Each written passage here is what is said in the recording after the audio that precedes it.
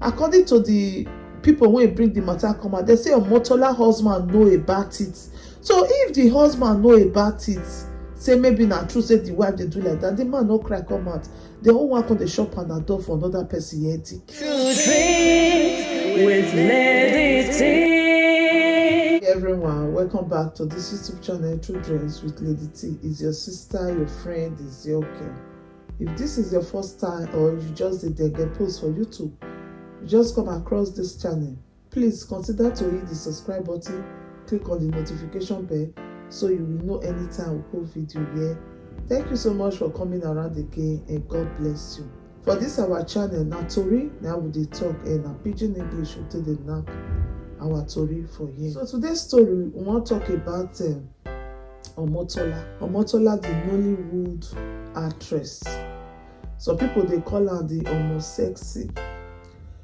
Few days ago, rumor don carry am say Omotola dey cheat on her husband, that he dey cheat with Adams Oshiomhole, the former governor of Edo State, and na for Peace Hotel they dey go dey see theirself. This matter e don dey around for few days now. Many people don still shook their mouth put for inside, and the first people wey bring this matter come out for social media come be Gist Lover.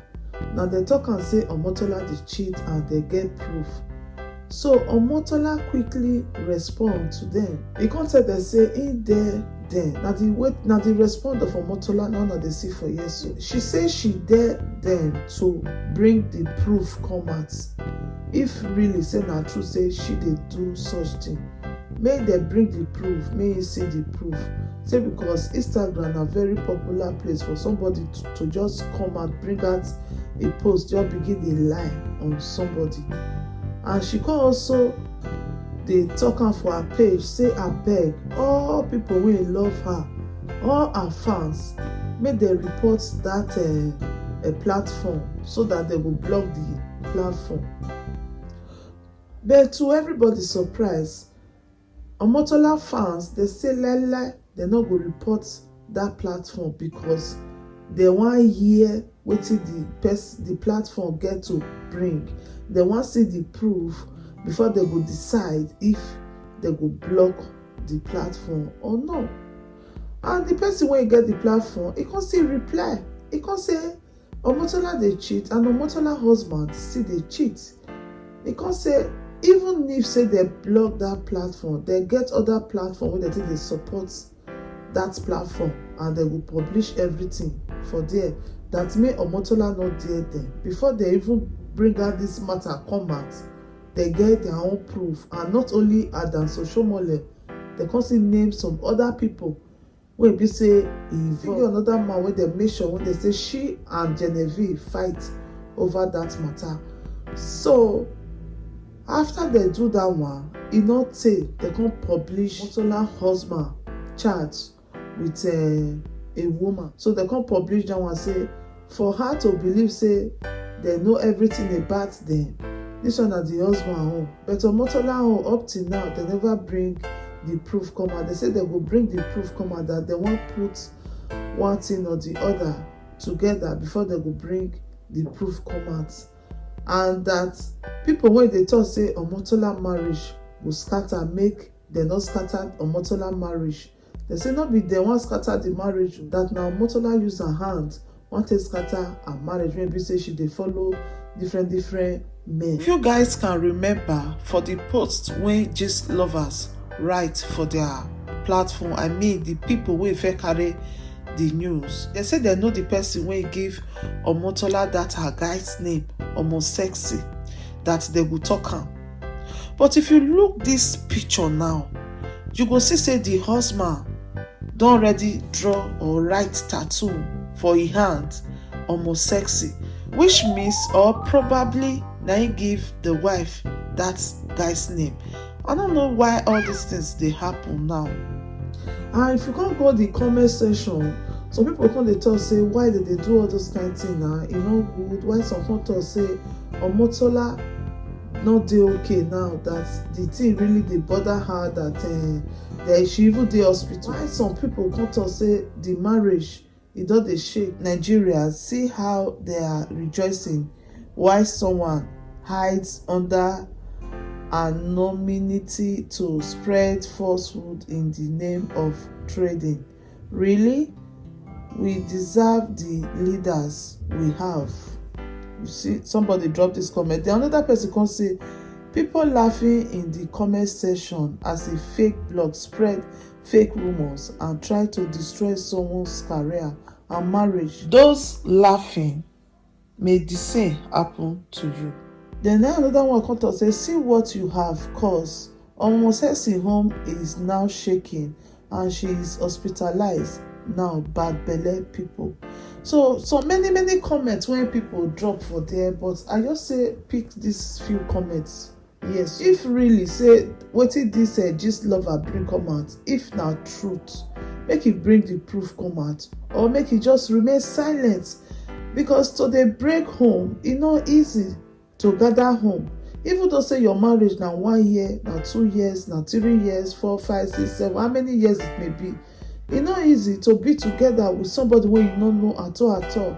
A lot of sacrifice na somebody don pay to even be in a relationship. How much more marriage wey dem don get children, grown up children, and marriage just dey sweet. Because if you look into the Nigerian Nollywood, if dem dey count marriage, Omotola dey be number 1. Before dem come dey count the Mercy and the Chacha and other people, few of them na even don dey for the marriages. So if dem come remove Omotola now, e get as e be. So I know say everybody sometimes we dey mistakenly carry wrong news wey be say we no know, but if e don come about somebody's life, somebody marriage, before we chook our mouth put, make we really dey know whether na truth or we remain silent forever. Because the marriage now, according to the comment wey dey there, e don dey shake. If this marriage break now, another Nollywood don lose marriage again, how many people come dey for the marriage house? I pray make this marriage not break, because God forbid bad to say this marriage break now. How many of our Nollywood actors and actresses wey go come dey for marriage house? Because Omotola na number 1 for now if we talk about a Nollywood marriage. So I just pray may anything not happen to our marriage. Please, if you get any proof, bring her come out. If you don't still get any proof, remain silent. Because right now, not be even saying that the man that cry come and say my wife is cheating on me. Not be the man. So if the man not get problem with that, according to the people when bring the matter come out, they say Omotola husband know about it. So if the husband know about it, say maybe na true say the wife dey do like that, the man no cry come out. They won't work on the shop and a door for another person headache. I don't know that you guys understand me. Please, and again, Omotola quickly respond to that. Wetin Omotola for just do? If for first of all wait, make them bring the proof come out before you go respond. But not be everybody get that mind to just silent. They say, well, Omotola respond that her conscience the judge her. If you don't say respond now, they'll say not respond. Na truth. Now the proof they waste this money. We don't see the proof. So before person go they bring out stories, we'll make sure say we don't get the proof for hand. And not be we when be say we'll come they talk the matter now. They'll say, hey, why you talk put and close your mouth. But the people when bring and come out for the beginning, now they start everything. Anything don't enter this social media, it don't fly go. Before you know it, the apple they'll come they put salt, put maggi, put sugar, put everything for inside the matter. That's why anybody when first of all carry first news come out, make sure say you get the proof before you bring the news come out. Because all the rest will go the shook man put to go be attaché. So my people, I don't know what you guys think about this Omotola marriage and this rumor when they fly around about her. Please just try to leave your comment down there. Your comment is very, very important. What do you think about Omotola? How you see Omotola? You sure say Omotola na somebody when he will fit cheat on her husband after many years of marriage with children? You believe say Omotola will fit cheat on her husband? Or some people just want scatter her home? Man, I'm not surprised say maybe now one side chicken. Now just they carry rumor, they fly around. You understand? So that Omotola go first leave the husband, then go see chance they enter. I don't say Omotola husband and correct guy. But I don't say Omotola no go ever leave the husband because no woman go feel leave your husband for side chicken. You understand? So not only the Omotola husband proof, na there's alleged bring come out, whether na truth I don't know. But Omotola own, they don't see the proof bring come out. So which means now for Omotola to leave her marriage, that be all the plan. So we'll see how the matter will go. But don't forget to leave your comment down there. Your comment is very, very important. Thank you so much for watching. And remember, your sister, your friend, your girl, your pikin, anyone you call me, I did there for you. True Dreams, Bright Life with Lady T. See you on our next video. If there is anything that is bothering you, my friend, please say it so others will learn. Bring it to True Dreams with Lady T, and God will be your strength. Bring it to True Dreams with Lady T, and God will see you through.